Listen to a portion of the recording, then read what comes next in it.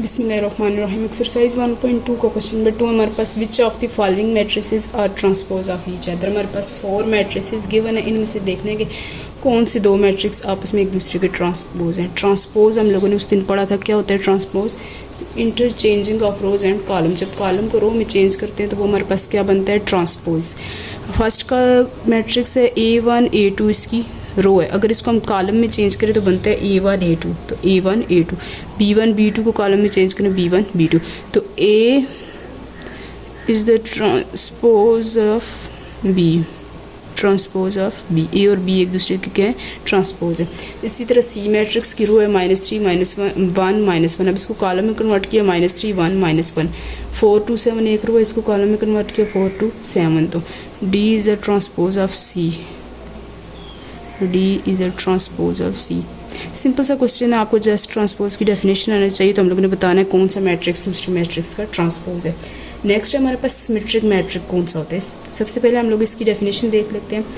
अ square matrix, square matrix कौन सा होता है? जिसमें row is equals to column होते हैं, number of rows is equals to column, तो वो हमारे पास होता है स्क्वायर मैट्रिक्स।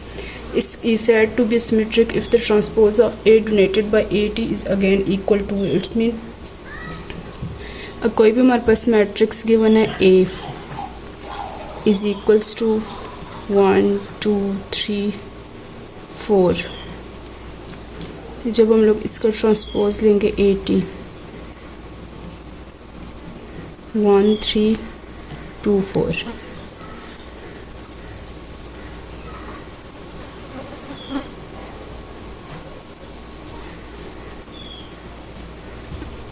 ये हमारे पास क्या आना चाहिए? Equal. A is equals to A की पावर T, तो ट्रांसपोज और जो मैट्रिक्स है वो दोनों इक्वल है, तो वो हमारे पास क्या बनते हैं? Symmetric matrix. नेक्स्ट हमारे पास question number 3, which of the following matrices are symmetric. अब बताने के हमारे पास कौन कौन से सिमेट्रिक मैट्रिक्स का फॉर्मूला है A is equals to A की पावर T। सबसे पहले एक मैट्रिक्स का ट्रांसपोज लेते हैं, AT इज इक्वल्स टू 5 -7 रो है, इसको कॉलम में कन्वर्ट किया, 5 -7 करो -1 और 5 रो है, इसको भी हम लोगों ने कॉलम में कन्वर्ट कर दिया। ट्रांसपोज में हम लोग यही करते हैं, रोज़ और कॉलम को चेंज कर दे, रोज़ को कॉलम में चेंज कर दे। अब ये ट्रांसपोज आ गया। अब देखो जो ट्रांसपोज का आंसर है और जो हमारे पास मैट्रिक्स है वो इक्वल नहीं है। AT does not is equals to O, तो ये हमारे पास सिमेट्रिक नहीं है, नॉट सिमेट्रिक। नेक्स्ट है हमारे पास BT, ट्रांसपोज ऑफ B।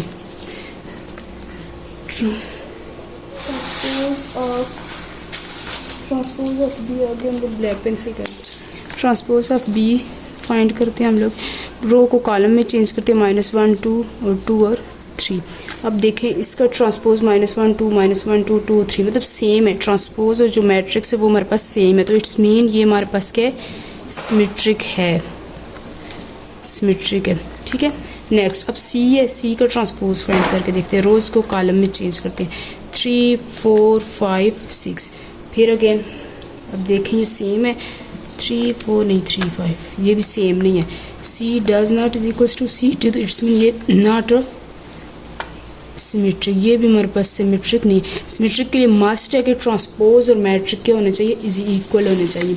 अब नेक्स्ट हमारे पास D का ट्रांसपोज देते हैं, D इज इक्वल्स टू 1 2 3 4 5 6, रोज़ को कॉलम में चेंज किया तो दोनों मैट्रिक्स इज इक्वल्स टू नहीं है। ठीक है, तो फिर ये क्या है? Not symmetric. ये क्वेश्चन नंबर 2 था हमारे पास सिमेट्रिक। नेक्स्ट हम लोग देखते हैं स्क्यू सिमेट्रिक। स्क्यू सिमेट्रिक क्या होता है? A given matrix A is said to be skew symmetric. Skew symmetric तब होगा जब ट्रांसपोज और -A मतलब AT और -A इज इक्वल्स होंगे। अब हमारे पास क्वेश्चन नंबर 4 है कि जो फॉलोइंग क्वेश्चन हैं इसको स्क्यू सिमेट्रिक फाइंड करें। स्क्यू सिमेट्रिक का फॉर्मूला है A की power T is equals to -A। सबसे पहले ट्रांसपोज फाइंड करते हैं गिवन मैट्रिक्स का। ट्रांसपोज रोज़ को कॉलम में चेंज कर दो, 0 4 -4 और 0 ट्रांसपोज आ गया। अब -A फाइंड करते हैं, मतलब जो मैट्रिक्स है उसको माइनस से मल्टीप्लाई कर दो, 0 4 -4 0 इज इक्वल्स टू क्या बन जाएगा? 0 -4 4 और 0। अब ट्रांसपोज का आंसर और जो -A है उसका आंसर हमारे पास इक्वल है, mean AT is equals to -A, तो ये हमारे पास स्क्यू सिमेट्रिक है। It is a skew symmetric. Next question को भी इसी तरह से सॉल्व करना है। बी टी मतलब ट्रांसपोज ऑफ बी फाइंड करो, इसको रोज़ को कॉलम में कन्वर्ट कर दो, ये हो गया ट्रांसपोज। अब माइनस बी मतलब जो मैट्रिक्स बी है उसको हम लोग माइनस से मल्टीप्लाई करेंगे, माइनस से मल्टीप्लाई करेंगे तो बन जाएगा 0 5 -5 0। अब आंसर देखें ट्रांसपोज का और जो माइनस बी है उसका इज इक्वल्स है, तो B T is equals to minus B, it's mean ये हमारे पास स्क्यू सिमेट्रिक है।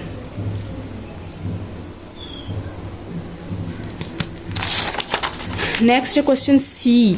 सी में भी पहले ट्रांसपोज फाइंड करेंगे हम लोग, ट्रांसपोज रोज को कॉलम में कन्वर्ट कर दो, और सेकंड हम लोग माइनस सी मतलब जो मैट्रिक्स है उसको माइनस से मल्टीप्लाई करना है, तो माइनस से मल्टीप्लाई करेंगे आंसर आएगा 0 -7 -7 0।